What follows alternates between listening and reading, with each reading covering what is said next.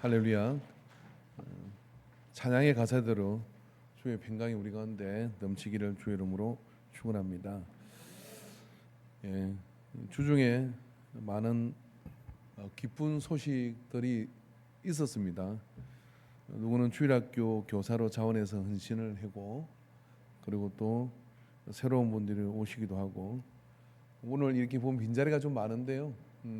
미리 이야기하고 고향을 가야 돼서 가신 분들이 많습니다.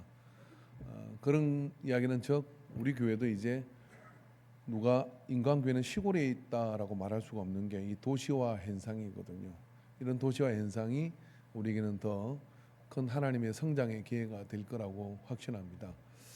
교회 교회부적으로는 이제 좀 조명을 밝혔어요. 혹시 여러분 낮에 밤에 바람 쐬러 갈 때가 필요하시면은 교회를 주변으로 멀리서 한 바퀴 돌아보면 교회가 이렇게 조명을 밝혀가지고 건물 자체가 이렇게 잘 보이는 그런 모습이, 사진을 찍어도 굉장히 이쁩니다. 그래서 여러분 한번 교회를 더 사랑하는 마음을 가지고 그렇게 행진을 해주시면 좋을 것 같고요. 기도하시면서 저 화양지구에서 아파트 방향이 다 이쪽으로 보고 있습니다. 그래서 빈들에 그 어두운데 빛을 밝히고 있는 이렇게 주님의 방주 같은 그런 교회 등불을 보고 이렇게 찾아오는 역사가 나타나게 되기를 축원합니다. 그래서 계속해서 새로운 영혼들이 더 함께하는 은총이 넘치는 우리 인간교회가 되기를 바랍니다. 그런 어떤 역사 가운데 우리 교회가 서 있습니다. 여러분은 정말 대단한 교회에 와 있는데요. 나사렛 교단의 가장 원조가 되는 교회에 여기 와 있는 겁니다. 그래서 나사렛 교단의 많은 것들을 이야기할 때마다 해자되는 교회는 안 좋은 교회를 이야기합니다. 이제 그 역사의 판도가 바뀔 때가 됐다고 저는 확신하는데, 저만 확신합니까? 여러분도 확신합니까? 할렐루야. 우리 모두가 이쪽만 확신하고 이쪽은 확신 안 하기 때문에 오늘 예배 시간 내내 저는 저쪽만 보고 설교를 하고 싶은 강한 충동을 느끼고 있습니다. 저만 그런 게 아니라 교회를 보니까요, 목사님들이 아멘 하는 쪽을 자꾸만 쳐다보더라고요. 목사님들이 한 6명이 모여가지고 이야기하는데 사모님한테 개수지가 않는데 왜 그쪽만 쳐다보냐고. 그러니까 그 목사님 그쪽만 아멘 하니까 쳐다본다. 그렇게 얘기해요. 그러니까 혹시 여러분 목사님이 한쪽을 쳐다보고 있거나 그쪽 동네가 아멘을 안 하는 어둡고 침침한 동네이거나 그 자리를 옮기시길 바랍니다. 그 입다가 괜히 은혜를 못 받아요. 그러니까 아멘을 크게 하셔가지고 골고루 왔다 갔다 할 수 있도록 여러분 도와주시기를 바랍니다. 아멘. 아이고 좋아지고 있습니다. 할렐루야. 저는 이제 천지창조에 대한 이야기를 이제 이어가고 있습니다. 넷째 날 무슨 일이 있었는가? 넷째 날 여러분, 주님께서는, 하나님께서는 창조하신 것이 있어요. 하나님께서는 이 세상 궁창이라고 하는 그런 어떤 공간을 만드시고 거기에 묻이 드러나게 하셔가지고 그게 땅이라 지칭을 합니다. 그 땅 위에서 하나님께서는 여러 가지 그 복된 역사들을 만들어 가시는데, 그것들을 다 만들기 전에 가장 먼저 하신 일이 뭐냐면은, 가장 먼저 하신 일이 이 모든 것을 누가 주관할 것이냐 하는, 주관하는 자, 다시 말해서 권위를 누구에게 줄 것이냐 하는 부분을 먼저 결정하셨다고 하는 겁니다. 그래서 이 말씀을 묵상하다 보니까요, 요 앞에 이렇게 참 은혜로운 분들이 앉으셨는데 이렇게 물어보면 첫째 날, 둘째 날, 셋째 날까지 저녁이 되고 아침이 되니라고 말씀이 있잖아요. 그러면 넷째 날에 별을 만들고 해를 만들고 달을 만들어가 그렇게 주관하게 했는데, 우리는 첫째 날 저녁이 되고 아침이 되는 걸 어떻게 알죠? 해가 뜨고 해가 지면 아는 거잖아요. 그럼 해가 없고 달이 없고 해가 뜨고 해가 지는 게 없는데 어떻게 저녁이 되고 아침인 줄 알았을까요? 대답해 보세요. 제가 묻는 것은 꼭 대답이라는 뜻이 아닙니다. 괜히 주책맞게 대답하지 마시고 알듯 모르듯 미소를 지으시면 돼요. 그러니까 해와 달이 저녁이 되고 아침이 되는 기준이 아니었다 하는 이야기죠. 그렇지 않습니까? 그린란드에 가면요, 저도 못 가봤지만 20일 동안, 거의 한 달 동안 해가 지지 않는데요. 그래서 시간이 되면 불을 끄고 자요. 커튼을 치고. 그 시간이 되면 일어나야 돼. 까딱 잘못하다가 해 떠 있다고 까불고 돌아다닌다가는 이렇게 잠을 못 자고 굉장한 이상한 상태로 빠질 수 있다 그래. 지구의 좁은 동네에서도 그렇다 이거죠. 근데 하고자 하는 이야기는 뭐냐면은, 이 성경은 우리에게 과학적 사실을 다 입증할 그런 의도로 쓰여진 책이 아닙니다. 그러나 과학적 사실을 입증하지 않지만 비과학적이지는 않습니다. 그래서 그 속에는 중요한 그런 어떤 원칙과 질서를 이야기해주고 있는 것이죠. 근데 여기서 강조하고자 하는 건 뭐냐면 하나님께서는 이 세상을 만드실 때 그 세상의 많은 것들을 이루실 때 누가 이걸 주관할 것이냐는 것은 권위의 문제를 결정하셨다는 거예요. 권위의 문제를. 그래서 낮과 밤을 두 광명체를 만들어 가지고 해를 통해서는 낮을 주관하게 하고 달을 통해서는 밤을 주관하게 만들었다고 하는 거예요. 이 주관한다고 하는 것, 이것은 뭐냐? 주권의 문제이거든요. 권위의 문제를 어디에 둘 것이냐 하는 것들을 하나님이 복된 세상, 보시기에 좋았더라는 세상을 만드실 때 그걸 먼저 만드시고 그런 다음에 그 외에 다른 것들을 채워주셨다. 이 이야기는 어떤 이야기냐면요, 그게 매우 중요하다는 이야기예요. 그게 매우 중요한데 사람은 살아가는 동안에 가장 권위의 문제, 권위 질서의 문제에 있어서 어떤 생각을 가지느냐가 하나님을 믿는 신앙과 충돌합니다. 여러분이 혹시 기억이 나실지 모르지만 예수는 역사하다는 영화가 있습니다. 제가 이쯤에 숙제 검사를 한번 하고 지나가겠습니다. 지난주 나무를 심는 사람들이라는 애니메이션을 밴드에 올려놨는데 보신 분 마음으로 손을 드세요.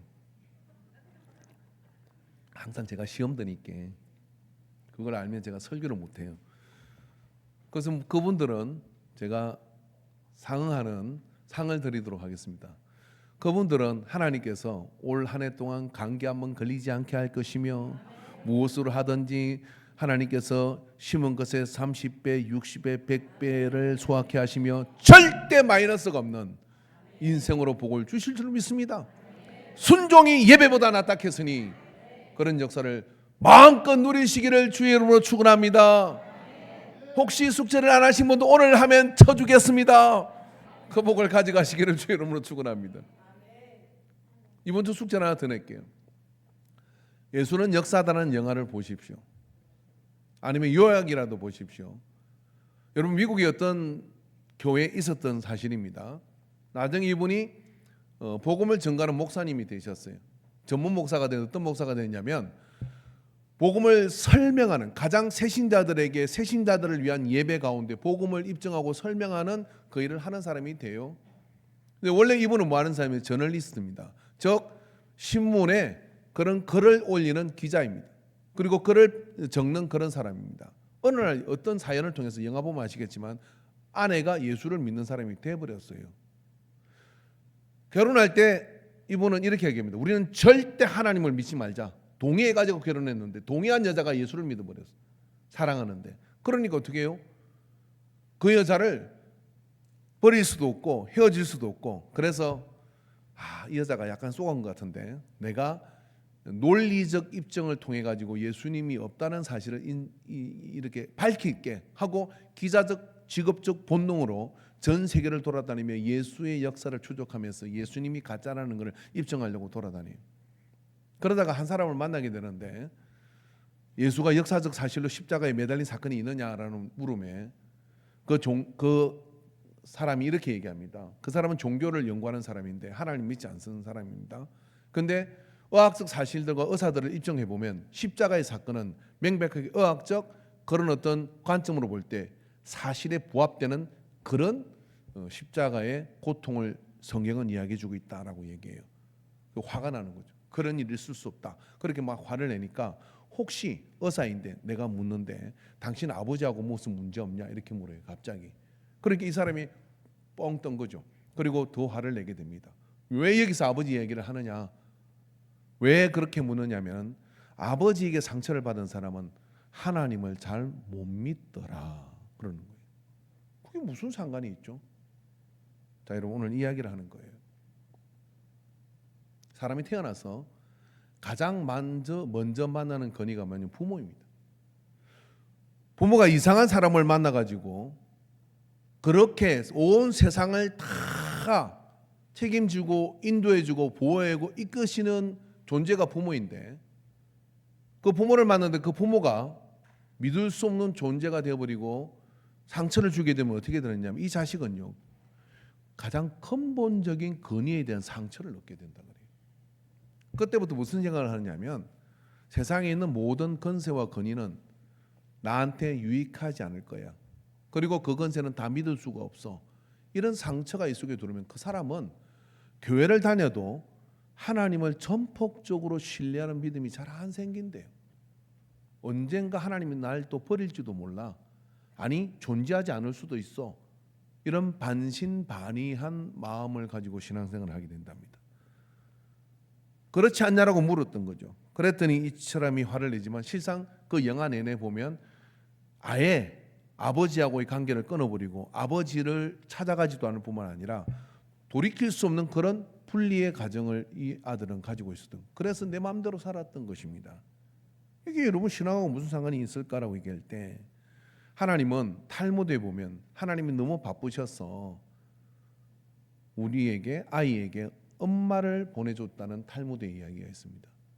부모를 보내준 이유는 하나님이 생명을, 자녀는 하나님의 기업인데 그 기업을 잘 양육하고 풍성하게 하고 다스리라고 하나님이 권위를 위임시켜 준 거예요. 그러니까 천지 창조도 그랬지만 우리에게 자녀를 줄 때도요 하나님은 위임된 권위를 줘가지고 자녀를 잘 양육하고, 그래서 근본적으로 우리는 자녀를 사랑하는 마음을 가지고 있는 겁니다. 그 사랑하는 마음으로 자녀를 양육하는 건 하나님이 주신 심성이에요. 그리고 자녀는 그 권위를 존중할 때 어떻게 되느냐면은 하나님의 권위도 따르고 존중할 수 있는 그런 어떤 이해와 원리가 그 속에서 작용한다는 거예요. 여러분이 이번에 설을 지내면서요 불편한 관계가 있다 그래도 부모님을 만나고 또 가족을 만나셔서 뭐 이렇고 저렇고 하는 이야기가 있다 할지라도 그 속에서 하나님이 주신 권위에 대한 존중으로 효도하시기를 주 이름으로 축원합니다. 그리고 할 바를 하십시오. 그건 여러분 신앙으로 가는 가장 기본적인 관계를 만들어가는 것입니다. 그래서 그렇게 하는 것이 뭐냐면 하나님께서 우리 가운데 역사하실 수 있는 그런 통로를 열어주시는 거예요.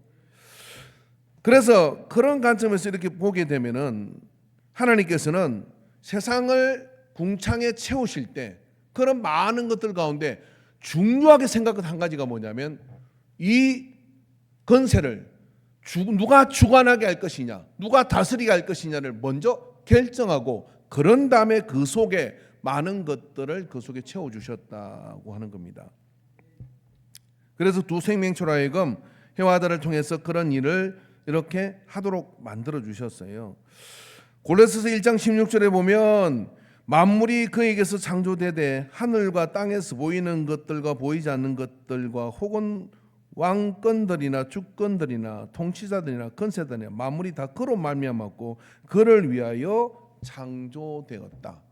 그래서 모든 권위와 그 권위들이 하나님께로부터 온 것이고 그것을 주관하도록 왕과 권세자들을 그렇게 세워주셨다, 이렇게 말씀해 주고 있는 겁니다. 그래서 그 주관하는 것에 대한 그런 마음들을 우리가 바른 이해를 가지는 것은 하나님을 믿어가는 신앙인의 가장 기본적인 그런 모습입니다. 그게 상처가 되면 어떻게 되느냐면요 하나님을 잘 믿지 못하게 돼요. 여러분 주관하는 권위는 하나님이 부여하신다는 것을 이해하는 것이 신앙의 기본입니다. 니체라는 사람이 있었는데 그 사람이 이런 이야기를 했답니다. 신은 죽었다라고 이렇게 얘기를 했어요. 그래서 니체가 신은 죽였기 때문에 무신론자다 그런 많은 이야기들을 하지만 제가 니체를 공부해 보니까요 니체가 그런 말을 한 것은 17세기 계몽주의가 일어나서 인문학이 발전하고 그러면서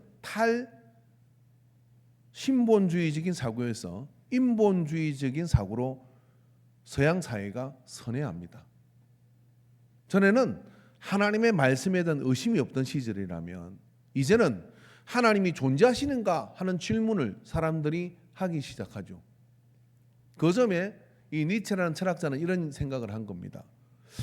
하나님을 배제한 세상, 하나님을 부인하는 세상이 얼마나 무질서할 수 있는지에 대한 그런 자각을 자리투쿠스는 이렇게 말했다는 그 책 속에 서술하고 있는 겁니다. 그리고 사람들의 마음속에서 신이 없다라고 이야기하는 겁니다. 신이 없는 세상 속에 신과 같은 초인이 나와서 이걸 다시 주관하지 않으면은 세상은 극한 혼란에 들어갈 것이라고 이야기하는 겁니다. 어쩌면 한 다리 건너 한 걸음 떨어져서 니체는 어떤 이야기를 하고 있는 것이냐면 권위의 존재에 대한 절대 불가결의 필요성을 이야기해 주고 있는 거예요. 그럼 성경의 역사는요, 창세기로부터 우리가 이 1년에 첫째 날, 둘째 날, 셋째 날, 넷째 날을 가며 하나님의 세상을 어떤 구조 속에 골조를 세우고 뼈대를 세우는지를 말해주는데, 그 골조를 세우고 뼈대를 세운 것 중에 중요한 기초 하나가 뭐냐면 권위 질서의 문제를 이야기하는 거예요. 이 권위 질서는 어떤 것이냐면은 그 권위는 근본적으로 내가 신앙을 가질 때 어떤 생각을 해야 하는 것이 원칙이고 기본이냐면 모든 권위는 하나님이 주신 것이다 하는 마음을 가지는 것이 신앙의 진실에 부합됩니다. 무슨 이야기냐면 권위를 사람이 만들어내고 그리고 권위를 사람이 마음대로 할 수 있다고 생각을 하면 하나님이 이 역사를 주관하신다 하는 대전제에 충돌되는 거예요. 하나님 살아계신가? 하나님이 살아계신가? 하나님은 잠자고 계시는가? 아니면 존재하지 않는가? 여러분, 시편의 말씀에 보면 하나님을 믿지 않는 사람들은 그 행위가 패역하다고 이야기합니다. 왜냐하면 모든 권위가 하나님께로부터 온다는 것을 믿지 않기 때문에, 하나님은 너무 멀리 계시기 때문에 우리와는 상관이 없고 우리와 간섭하지 않는다고 생각하니까 사람의 목소리가 커지는 거예요. 그런데 이 역사를 성경은 어떻게 얘기합니까? 역사의 주관자가 하나님이시라는 이야기는 하나님께서 권위를 세워서 인도하고 계신다, 이런 얘기가 대전제입니다. 여러분. 그래서 권위에 대한 이해가 없는 것은 불신앙입니다. 권위에 대한 이해를 못하고 있는 것은 건강한 신앙생활을 하러 가는 일에 있어서 중대한 장애가 된다고 종교학자들도 이야기를 하는 거예요. 건강한 권위에 대한 그런 생각이 우리 속에 있을 때 하나님을 진실로 믿는다라고 할 때 그 믿는다는 믿음이 참됩니다. 그래서 때로 억울하고 때로 힘들지만 이 모든 역사를 주관하는 분이 하나님이시라는 그 주권의 하나님을, 그 위임된 권위를 가지고 세상을 움직이신다는 것을 믿을 때 신앙입니다. 인류는 그걸 증명해주고 있습니다. 사람이 뭔가를 계획했고 사람이 뭔가를 제도를 만들고 사람이 뭔가를 가지고 가지만은 그 뜻대로 되지 않았어요. 예기치 않게 사람이 죽어버리기도 하고, 예기치 않게 코로나가 터지기도 하고, 예기치 않게 많은 일들이 생김으로 인해 가지고 절대로 역사를 자기 마음대로 재단해 가지고 그렇게 만들어내는 사람이 인류사 속에 없습니다. 생명을 자기 마음대로 하려는 진시황제도 죽었습니다. 지하에다가 진흙 군대를 만들어 놓고 그게 지하 세상을 만들었지만 썩어 죽어버린 겁니다. 역사를 마음대로 쥐무를 수 있는 주권자는 없었어요. 하나님이 세우기도 하시고 헐기도 하신다는 절대적 가치에 동의할 때 우리는 성경에 입문하게 되는 겁니다. 그래서 창세기의 이 말씀이 두 광명처로 하여금 이 세상을 주관하게, 낮과 밤을 주관하게 만드셨다는 거예요. 여러분, 로마서 13장 1절에 7절의 말씀을 찾아봅시다. 같이 한번 읽어보세요. 이게 말씀입니다. 한번 읽어봅시다. 시작. 각 사람은 위에 있는 권세들에게 복종하라. 권세는 하나님으로부터 나지 않음이 없나니 모든 권세는 다 하나님께서 정하신 바라. 그러므로 권세를 거스리는 자는 하나님의 명을 거스리니 거스리는 자들은 심판을 자취하리라. 다스리는 자들은 선한 일에 대하여 두려움이 되지 않고 악한 일에 대하여 되나니 내가 건세를 두려워하지 아니하리느냐. 선을 행하라. 그리하면 그에게 칭찬을 받으리라. 그는 하나님의 사역자가 되어 내게 선을 베푸는 자니라. 그러나 내가 악을 행하거든 두려워하라. 그가 공연히 칼을 가지지 아니하였으니 곧 하나님의 사역자가 되어 악을 행하는 자에게 진노하심을 따르는 봉하는 자니라. 그러므로 복종하지 아니할 수 없으니 진노 때문에 할 것이 아니라 양심을 따라 할 것이라. 너희가 조세를 바치는 것도 이로 말미암음이라. 그들이 하나님의 일꾼이 되어 바로 이 일에 항상 힘쓰느니라. 모든 자에게 선 줄 것을 주되 조세를 받을 자에게 조세를 바치고 간세를 받을 자에게 간세를 바치고 두려워할 자를 두려워하여 존경할 자를 존경하라. 말씀입니다. 이 시대가 어떤 시대입니까? 로마가 이스라엘을 지배하고 있던 시대입니다. 그러면 로마의 정당성이 있겠습니까? 그런데 성경 로마서에서 이와 같이 초대교회에 정리를 해주고 있습니다. 여러분, 로마에 조세를 바치는 게 합당합니까? 근데 로마에게 조세를 바치는 걸 하라고 한다고. 그래 했더니 어떤 일이 벌어집니까? 로마가 더 타락하고 폐역하고 그런 짓을 했죠. 그렇지만 좀 더 역사가 지나면 로마가 조세를 받은 그것을 가지고 길을 닦습니다. 그 유럽 전체를 향하여 로마로 통하는 길을 닦아요. 마차가 지나갈 수 있는 길, 서신이 지나갈 수 있는 길을 닦아요. 자, 그런 다음에 여러분, 로마가 기독교에게 점령당합니다. 그런 다음에 그 로마의 항문과 그 로마의 행정 시스템은 복음이 전 세계로 뻗어가는 그런 통로로 쓰십니다. 항세가 뱁새가 항세의 마음을 어떻게 알겠어요? 하나님의 계획은 로마를 통해서 그런 복음이 전 세계로 뻗어가고, 만약에 로마라는 사회를 통해서 복음이 유럽으로 확장되지 않았다면 무슬림이 일어나가지고 유럽 전체를 집어먹기 위해서 갈 때 누가 막아설 수 있었겠습니까?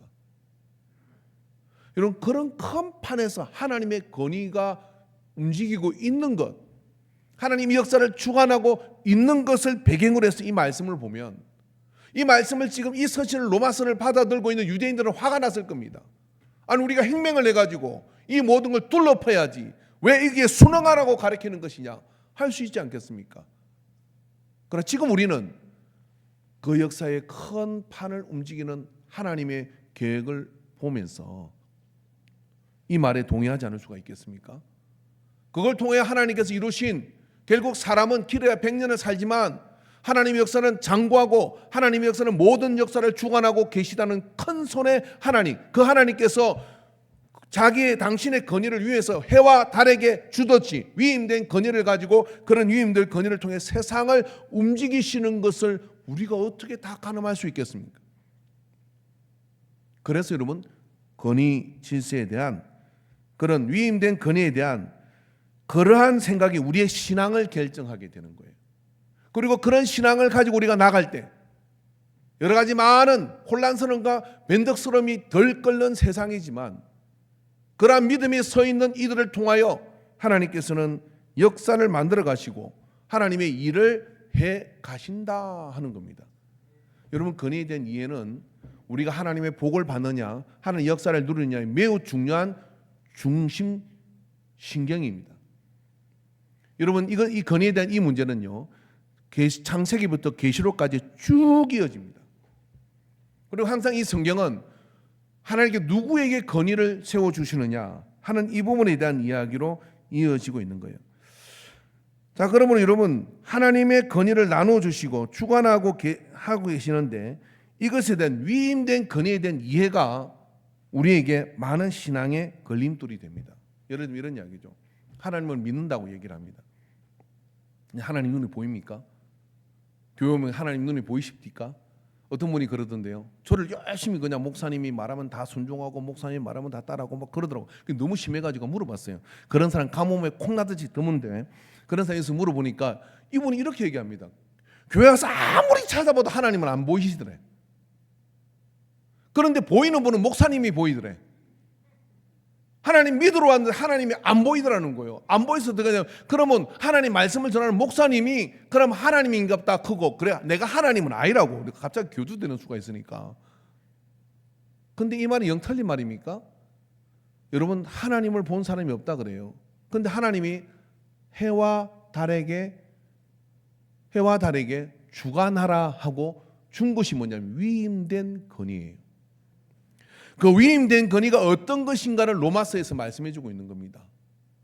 그러면 그 위임된 건의를 가지고 지 마음대로 합니까? 위임된 건의는 위임시킨 분의 의도와 목적에 부합되도록 역할을 하는 거예요. 그 역할을 할 때 그 역할을 받아들이고 수용할 때 어떻게 되느냐면 하나님 만든 질서 가운데 질서 가운데 내 삶이 움직이게 되는 겁니다.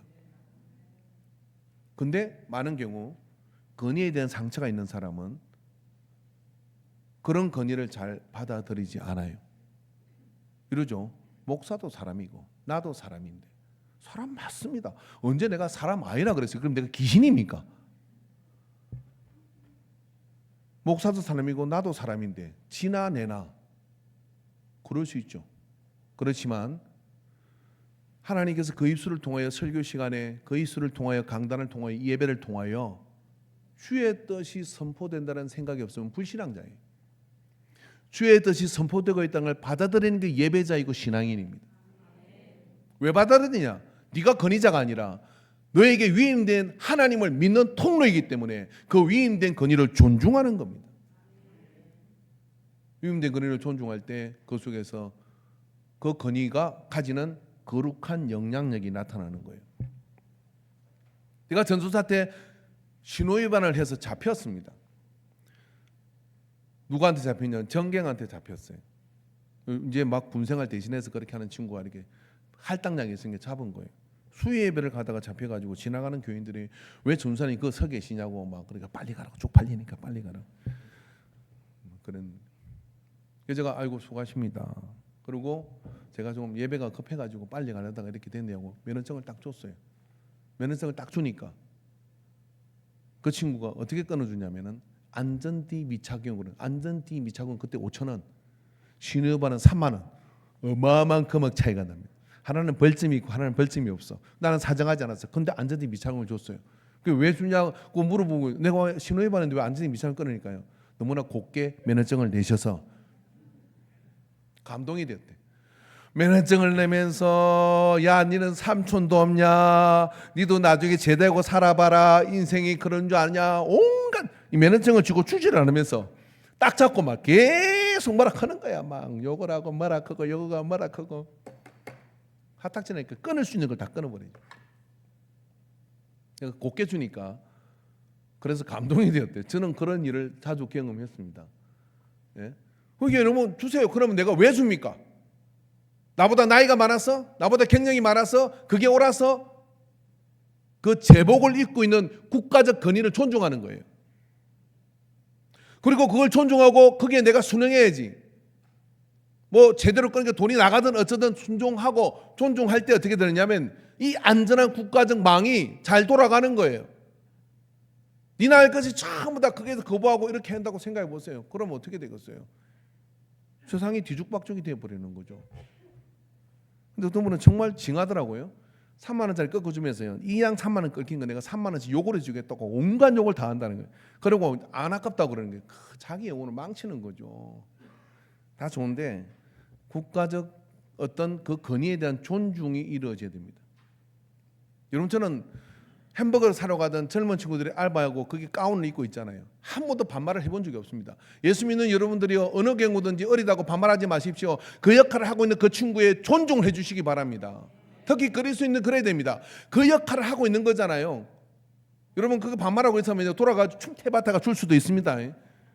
절대 음식 주는 사람한테 반말하고 그렇게 하지 마세요. 야 이리 가져와 저리 가져와 너 뭐 이런 소리 하지 마세요. 괜히 들어본 거 먹어요.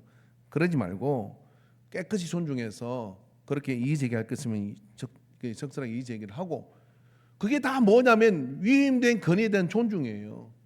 그런 위임된 권위에 대한 존중 이런 게 되는 사람은 어떻게 되느냐면 집에 가면 아버지를 부모님을 존경하고 존중하고 학교 가면 선생님을 존중하고 존경하고 그리고 뭡니까 직장 가면 직장에 그런 어떤 지수를 존중하고 존경하고 그리고 교회 오면 목사님을 존중하고 존경하는데 이게 안 되면 집에서 부모님하고 떠받고 가끔 오면 선생님한테 달라들고 애가 14살인데 선생님하고 반말하면서 달라들고 이런 식이 되어 있잖아요. 그죠? 행사 가면 또 어떻게 합니까? 회사에서 또 띠받죠. 그러죠. 교회 오면 교회 와서 또 지나냐나 그러고 또 받는 거예요. 신앙이 한 방울도 안 들어갑니다. 건의에 대한 이해가 신앙의 가장 중요한 중추신경이에요. 잘 기억하시기 바랍니다. 여러분 창세기 말씀해 보면요. 창세기 1장 22절에 하나님이 그들에게 복을 주시며 이르시되 생육하고 번성하고 여러 바닷물에 충만하라 새들도 땅에 번성하라 하시니라. 하나님 명령을 내리시죠. 근데 사람에게는 달라요. 28절에 보면은 1장 28절에 하나님이 그들에게 복을 주시며 하나님이 그들에게 이르시되 생육하고 번성하여 땅에 충만하라 땅을 정복하라 바다의 물고기와 하늘에서와 땅에 움직이는 모든 생물을 다스리라 하시니 권위를 줬단 말이에요. 다스릴 권위를 위임해 주신 거예요. 사람한테 그렇게 위임을 해 주신 겁니다. 그래서 여러분 위임된 권위에 대한 이해가 내 삶을 하나님의 큰 역사 가운데 조화를 이루어 가도록 해볼 뿐 아니라 그 권위에 대한 이해가 우리로 하여금 무엇보다도 하나님의 말씀 앞에서 내가 경험할 수 있는 은혜의 그 통로가 훨씬 커지는 거예요. 그렇게 역사가 되어져 가는 거거든요. 여러분 이 권위의 문제에 있어서 가장 대표적 사건이 있다면 여러 사건이 있겠습니다만 다윗과 사울의 이야기입니다. 사울은 나쁜 놈이에요. 왜냐하면은 지 마음대로 제사를 지내가지고 사무엘부터 버림받았다가 선고를 받았어. 그러니까 목사도 아니야. 기름 부은 왕이지만 왕이라 볼 수가 없습니다. 그런데 다윗은 부하들이 추청을 올립니다. 다윗이요, 내가 가서 모가지를 따오겠습니다. 다윗이요, 내가 그냥 제끼겠습니다. 막 그래. 그때마다 어떻게 하느냐면은 몇 번의 죽일 기회가 있었지만 다윗이 경입니다. 안 된다. 하나님이 기름 부은 종을 내가 어떻게 손대면 안 된다. 왜 그러는 거예요? 왜 그러냐면 하나님이 사울에게 왕으로 세운 그 기름 부은 위임된 권위를 존중하는 겁니다. 그럼 위임된 권위는 누가 헐어버리느냐면 내가 하나님을 믿으니 하나님께서 사울을 버리실 때 되면 버리신다 이거예요. 그렇게 하던 다윗은 어떻게 됐느냐면은 사울을 따르던 이 모든 사람들을 나중에 다윗의 그늘 밑으로 다 들어옵니다. 그리고 실제적 통일왕국을 이루게 되는 거예요. 실제적 통일왕국을. 여러분 세상적으로 봐도 다윗은 굉장히 지혜로운 선택을 한 겁니다. 이 비슷한 게 삼국지에도 나오거든요. 간호가 죽었을 때 간호는 조조의 반대편에 서 있는 사람이잖아요. 그런데 성대한 장례를 치러줍니다. 그리고 애곡을 합니다. 왜 그렇게 하느냐면 천하를 얻기 위해서 관우가 가지고 있는 백성의 지지와 관우가 가지고 있는 백성의 그런 역사의 주도권을 행사했던 한 시대 영웅으로 살았던 그에 대한 존중이 결국 뭐냐면 조조로 하여금 더 큰 세상에 나가도록 그 머리가 돌아가는 사람이 이 조조예요. 조조. 그러나 성경에 다윗은 이 부분을 정확하게 가지고 가면 해가지고 이스라엘 역사에 이전에도 이후에도 없는 왕이 돼가지고 지금도 이스라엘 사람들은 다윗과 같은 지도자가 나오기를 바래요. 그가 이해한 게 뭐냐면 권위에 대한 위임된 권위에 대한 이해인 겁니다. 그래서 그는 그의 생애 동안에 사울이 그렇게 피해 다니고 그냥 하루 숨 쉬는 것도 힘들 정도로 고통을 당하고 다녔지만은 절대 사울에게 손을 대지 않으려고 건기합니다. 결국 사울은 블레셋과의 전쟁에서 죽게 되죠. 그러고 난 다음에 더 나아가서 이럽니다. 그 죽게 되어서 시신이 성벽에 걸렸는데 누가 걷어낼 사람이 없어서 사울의 은혜를 입은 사람들이 그 시신을 수습해서 그렇게 해서 요나단과 사울의 시신을 수습한 걸 보고 상을 줍니다. 그리고 너희들이 참 귀한 일을 했다라고 이야기하는 거죠. 사울이 기했겠습니까? 사울이 귀한 게 아니라 하나님의 역사의 주관하심에 대한 경의와 존중과 그런 영광을 돌림으로 해서 하나님은 다윗을 더 사랑할 수밖에 없는 그런 관계에서, 이게 권위 질서의 문제인 거예요. 위임된 권위에 대한 존중이 없으면 신앙을 가질 수가 없어요. 여러분, 목사라고 허물이 없겠어요? 목사라고 여러분한테 그냥 뭐 실수하지 않겠습니까? 제가 뭔 얘기를 하다 아이고 집사님 근사님 걱정이요 그랬더니 어떤 근사님이 그러더라고요. 목사님 왜 믿음이 없어요? 제가 믿음 없다는 소리도 듣는 사람이에요. 또 뭔 얘기하다가 뭐 이렇게 하니까 목사님 성경 좀 읽으세요. 그래요, 맞아요. 성경도 더 알아야 되고 믿음도 더 있어야 되고 이런 존재입니다. 근데 목사님이라고 불렀잖아. 목사님 불렀으니까 저는 이렇게 생각하는 거예요. 하나님이 위임된 권위를 존중하는구나. 그렇게 생각을 하는 거예요. 그래서 하나님께서 가는 것이지 뭐 어떻게 완벽할 수 있겠습니까? 여러분, 그래서 이 우주가 움직이시는데, 하나님이 우주를 움직이시는데 하나님은 낮과 밤의 강맹체를 만드시고 그 강명을 통해 주관하게 하셨다는 겁니다. 그럼 오늘 우리에게 우리의 삶도 세상도 가만히 보십시오. 가정에 여러분 아버지와 부모님을 통해서 그 가정을 주관하게 하죠. 때가 되면 다 재금 나가지고 이제 다 이산 이렇게 살림을 이루고 그렇게 하죠. 그렇게 명절 되면 뭐 해가지고 할머니 찾아가잖아요. 아버지 부모님 찾아가요. 그럼 자녀를 꼭 데려가셔야 돼. 데려가지고 어떻게 하냐면 세배하세요. 세배. 저한테는 세배 오지 마세요. 세뱃돈 없으니까. 제가 여기 와서 감사한 게 그거예요. 학생들이 세배 오면 난리가 나는데 돈이 많이 드는데 근데 안 와. 그래서 첫 해, 두 해는 준비를 했는데 안 오길래 이제는 준비 안 하니까 오지 마세요. 저쪽에 있을 때는 동네 다른 교회 다니는데 자녀들을 다 데리고 세배하러 와요. 애도 많어. 4명인가 그랬어요. 그러니까 세뱃돈 다 줘야 돼. 다 줘야 돼. 근데 그런 거 안 오거든요. 근데 여러분 부모님께 꼭 세배 가세요. 세배하세요. 세배한다는 게 뭐냐면 부모님이 어떠하든 상관이 없습니다.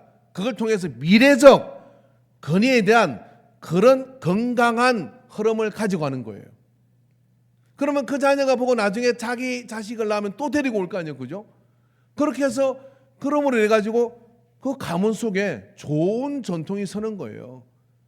막 살지 못하도록 만드는, 지 마음대로 살지 못하게 만드는 그런 질서가 그 속에 서게 되면 명문가가 되는 겁니다. 그러면 그 속에서 큰 일을 하는 사람들이 그 속에 나오고 책임 있는 삶을 살아가는 게 나오거든요. 교회도 똑같습니다, 여러분.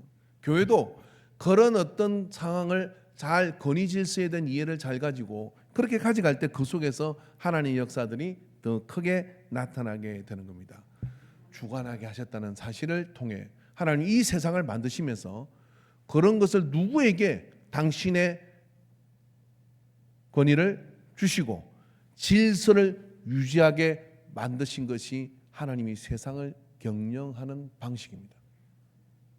그런 권위는요, 가정에도 있고 학교에도 있고 교회도 있고 다 있습니다. 고린도 교회의 심각한 문제는 그 교회를 목양하고 있는 그 당시 목양 장로, 목회자 같은 사람들과 젊은 은사 받은 사람들의 충돌이었습니다. 바울은 신랄하게 고린도 교회를 책망합니다. 책망하는 주된 요지는 뭐냐면 존중하라 이런 이야기예요. 그것은 복음의 근간을 흔드는 일이기 때문에 그렇게 존중하라고 호되게 야단을 치는 겁니다. 여러분 이것은요 구약과 신약의 도덕에 어르는 신앙이면 당연히 가지는 이 시대에는 그럼 보십시오. 교회 생활하면서 목사님에 대해서 아니면 뭐 교사에 대해서 늘 그렇게 떠받는 사람이 신앙이 건강하게 들어갈 리가 있겠습니까? 없거든요. 그런데 일단은 모르지만 제가 저기 세상에 있는 사람하고 좀 분쟁이 있어서 내가 꼬리를 확 내린 사건이 하나 있었어요. 제가 100분 오른데 이분이 이렇게 얘기하는 겁니다. 저는 어릴 때부터 초등학교 때부터 사자 들어가는 사람을 존경했습니다. 그러는 거예요. 변호사, 판사, 교사 사자 들어가는 사람 일단 한번 적고 존중한대. 그리고 목사님도 존중합니다. 근데 목사님이 그렇게 말씀하시니까 제가 가지고 있는 그 가치가 흔들리고 있습니다. 근데 그거 뭐라고 얘기해? 꼬리 바로 내지. 죄송합니다. 건강한 사고를 가진 사람입니다. 건강한 사고를 가지고. 근데 그런 것에 대한 이해가 이렇게 부족하면 어떻게 되느냐면요, 건강한 신앙이 힘들어요. 여러분, 이 기회를 통해서 가장 원천에 해당되는 부모님과의 관계를 조금 더 한 걸음 회복하는 시간이 되기를 바랍니다. 그리고 그 시간을 통해서요, 여러분의 신앙이 더 풍성해지고 건강해지는 설 연휴가 되기를 주의 이름으로 축원합니다.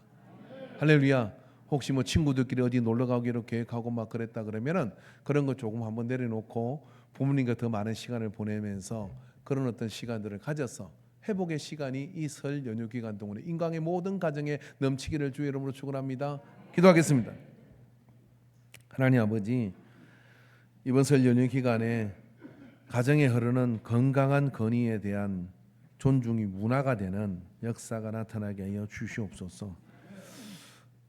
해를 통하여 낮을 주관하게 하고 밤에 달을 통하여 밤을 주관하게 하신 의미를 잘 이해하고 그 속에서 우리 가정 속에 그런 위임된 건의에 대한 건강한 이해, 그리고 교회 안에 그런 위임된 건의에 대한 건강한 이해가 상식이 되는 그런 우리 신앙생활이 되게 하여 주옵소서. 모든 영광 받으심을 감사드리며 예수님의 이름으로 기도합니다. 아멘. 찬양. 임마누엘 되신 우리 주 예수 그리스도의 구속의 은혜와 우리를 향하여 세상을 만드시고 끝까지 포기하지 않고 새 에덴을 인도하시는 하나님 아버지의 사랑하심과 성령 하나님의 감동 교통하심이 오늘 이 예배를 통하여 1월의 마지막 주를 주 앞에 예배함으로 나가고 설 연휴를 맞이하고 그 가운데 예배를 드려 나아가기를 사모했던 모든 예배자들의 머리 위에 이제로부터 영원토록 함께 있을지어다. 아멘.